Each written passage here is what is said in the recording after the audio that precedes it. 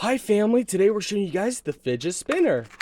So let's go ahead and show you what we get.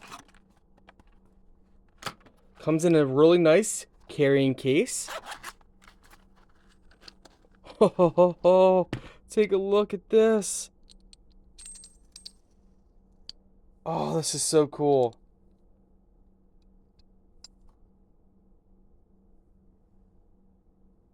So you can self-spin it down and have it setting on your desktop. You just hold the top, spin it, and then lightly let go. It does sometimes want to spin with it.